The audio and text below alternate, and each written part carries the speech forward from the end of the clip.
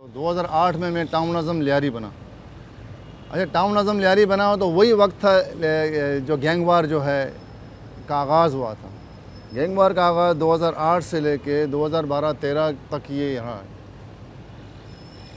लाकानूनियत थी लियारी के अंदर, और रियासत के अंदर रियासत का जो एक तस्वुर है, पुलिस के इदारे हैं या दीगर कानून नाफिज करने वाले इदारे हैं या हुकूमत वक्त है, वो उसकी अमलदारी हमें नज़र नहीं आ रही।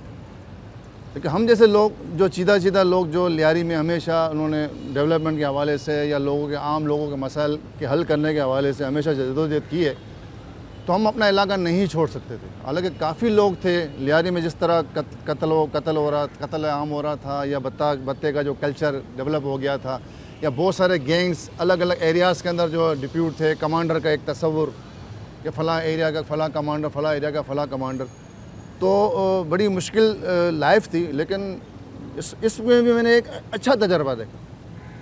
मैंने इन तमाम लोगों को अपनी नज़रों से देखा, अपने सामने देखा, इनसे मैंने बातचीत भी की। लेकिन मैंने इनके अंदर कभी भी ये बात नहीं देखी कि हमारे जो काम थे, क्योंकि हम उस वक्त जो है वो डेवलपमेंट कर रहे थे। लियारी डेवलपमेंट पैकेज का आगाज़ जो है जून 2008 में हुआ था, जब मैं इस्लामाबाद में गया था। मेरे जरदारी साहब को डेवलपमेंट पैकेज दिया था। तरक्की का दौर भी वही था, गैंग वार का दौर भी वही था, दोनों एक साथ चल रहे थे।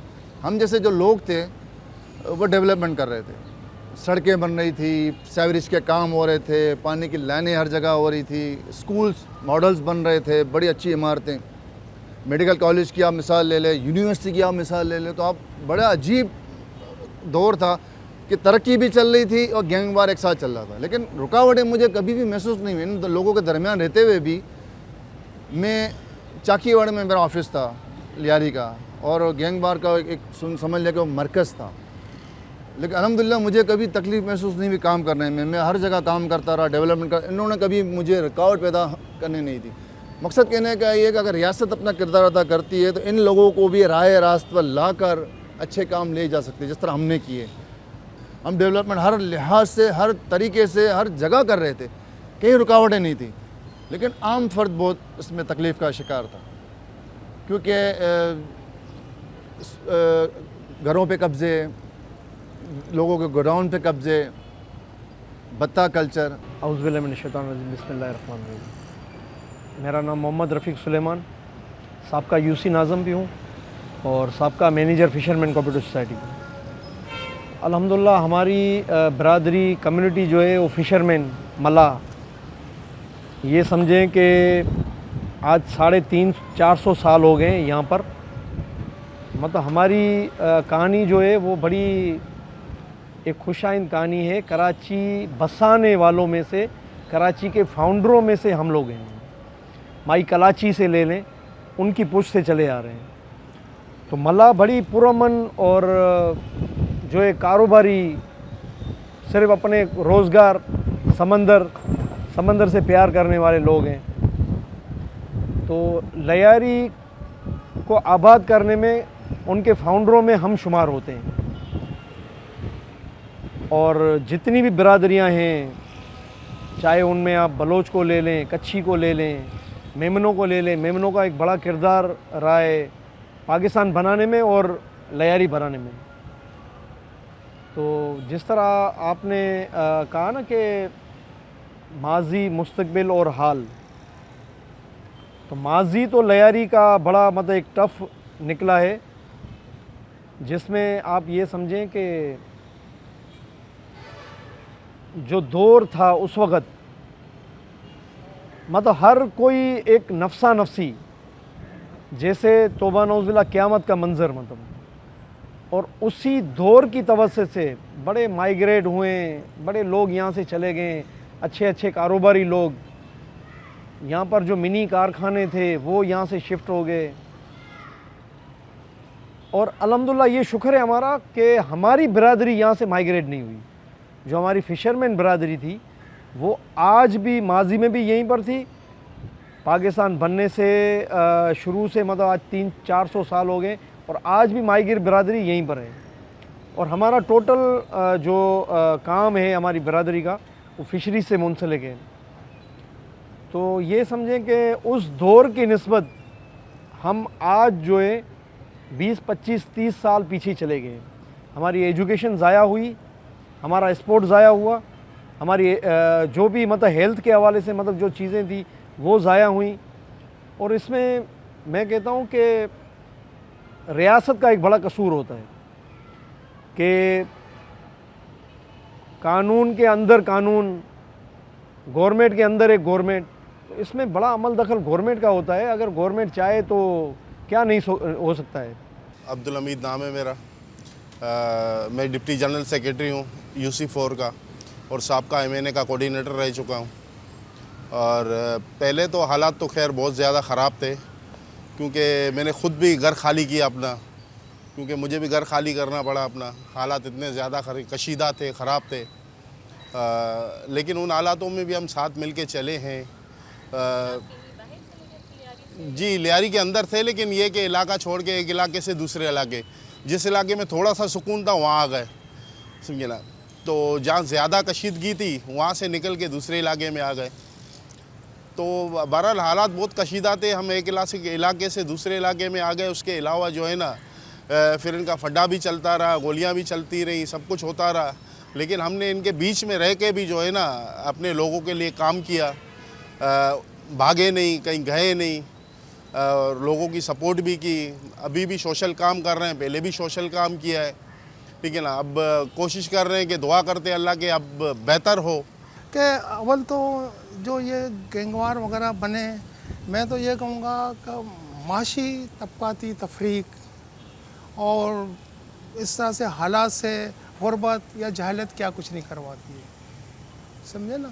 तो इनकी जो कमज़ोरियों से फ़ायदा उठाते हुए हमारे लीडरान ने या हमारे साम्राज्य एजेंटों ने इस तबके को इस्तेमाल किया और उसमें से एक लीडर पैदा कर लिया, इसमें से एक लीडर को पैदा कर लिया।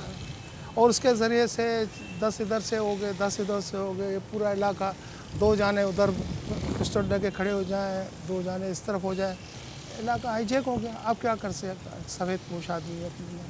तो यही हालत लियारी की थी, हालांकि मेजॉरिटी वो नहीं थी। एक जानबूझ करके इसको डिमोलिश किया गया और शायद किसी लासानी तंजीम के टकराव के लिए कराची को उजागर किया गया या क्या वजह थी। तो बहरहाल इसमें नुकसान गरीब का ही हुआ। और लियारी जैसा तबका वैसे भी वो एजुकेशन में सबसे पीछे, जैसे हमारे भाई ने कहा कि हमारी इतनी हाई एजुकेशन नहीं है। हाई एजुकेशन वाले भी हैं तो यही हाल है कि भाई नौकरियां नहीं मिल रही हैं। मेरा नाम अब्दुल लतीफ़ डोराई है और मेरा ताल्लुक़ जो है वो फ़िशरमैन कम्युनिटी से है। जैसे कि आज यहाँ बातचीत हो रही है, उसका मौजू ये है कि माजी में जो नुकसान हुआ एंड मौजूदा क्या कंडीशन है और आगे हम कैसे उसको देख रहे हैं, क्या होने जा रहा है।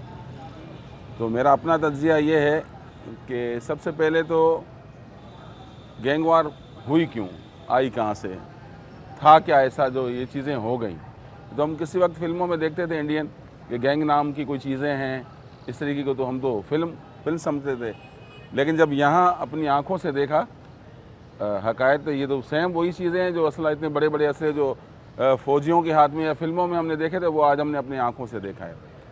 उस चीज़ को तो मैं क्लियरली जो है वो ऐसे समझ रहा हूँ कि ये ख़ुद हुकूमत की प्री प्लानिंग बनाई हुई चीज़ थी, किसी ने गैंग नहीं बनाई, ये हुकूमत ने, स्टेट ने खुद बनाई थी। क्योंकि ये चीज़ें मैंने अपनी आँखों से देखी।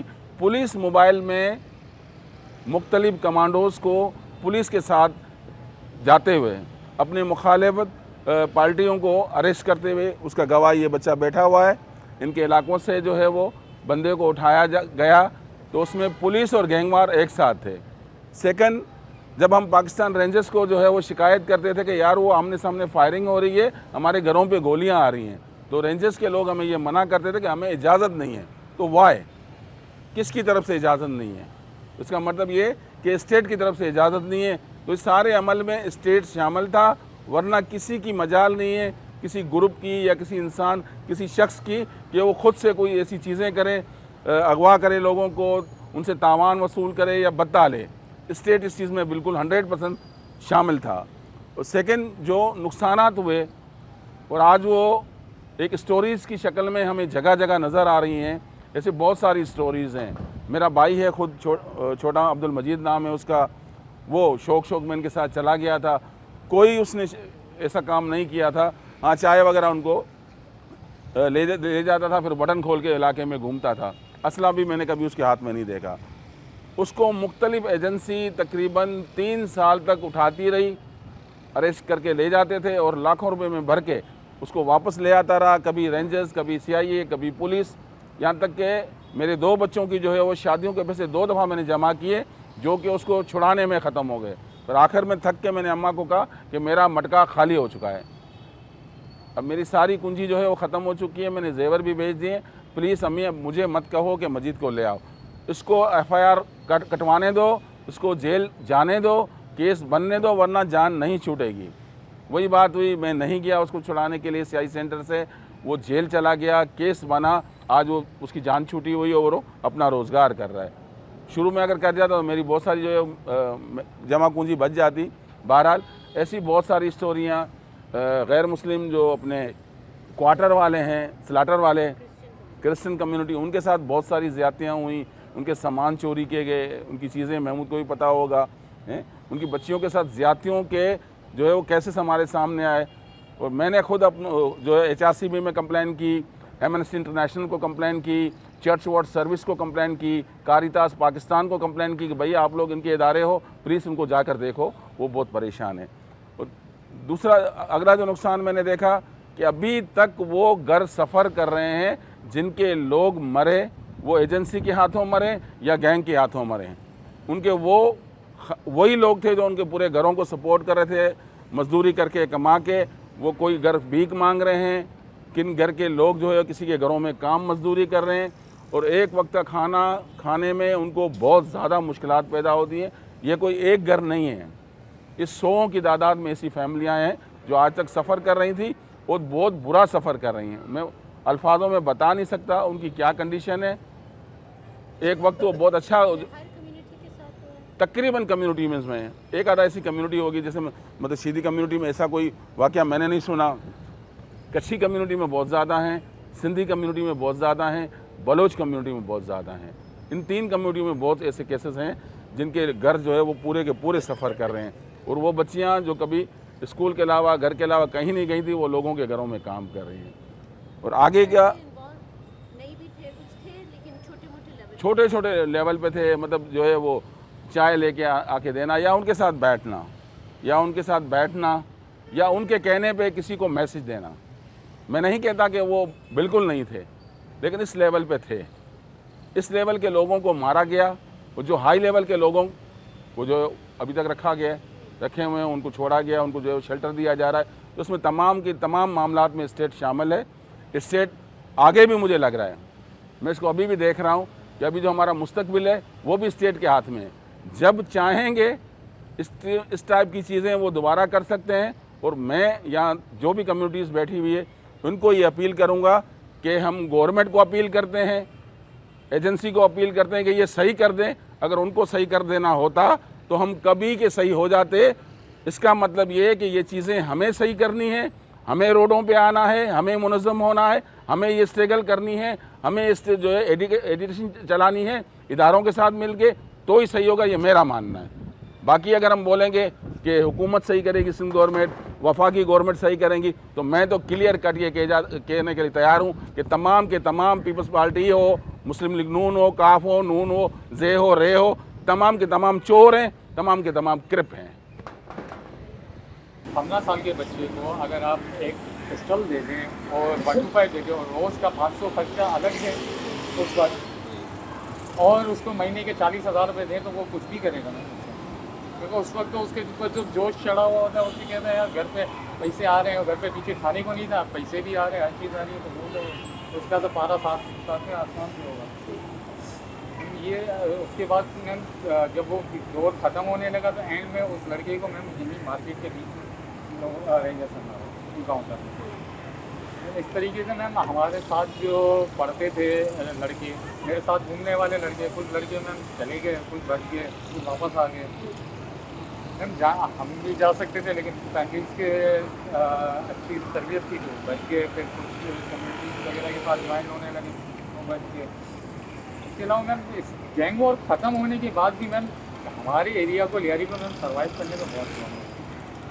जैसे कि हम कहीं बाहर जाते थे या किसी इलाके में जाते, एटलीस्ट हम सदर चले जाते थे, कोई ऑटो वाला हमारे पास यहाँ आने के लिए तैयार नहीं होता था। ऑटो वाले को बोलते भाई लियारी जाना है, भाई हम नहीं जा रहे। 10 बजे मैम यहाँ से हम लोग हमारी गली के अंदर हम अपने घर के नीचे नहीं बैठ सकते थे। हम घर के नीचे बैठते थे, बाहर के लोग आके हमें कहते थे भाई उठो, वेपन सर पे हाथ से रख के। और अब चीज़ें बेहतर हो गई हैं? मैं अब चीज़ें बेहतर नहीं हुई है, लेकिन मैम 100% बेहतर तो नहीं, लेकिन मैम उस माहौल से ये माहौल काफ़ी हद तक बेहतर है। लेकिन मैम अभी भी जो है वो यूथ को जो है समझे कि अगर हमें वो उस वक्त जैसे बिगड़ रही थी तो अभी भी वही हाल है।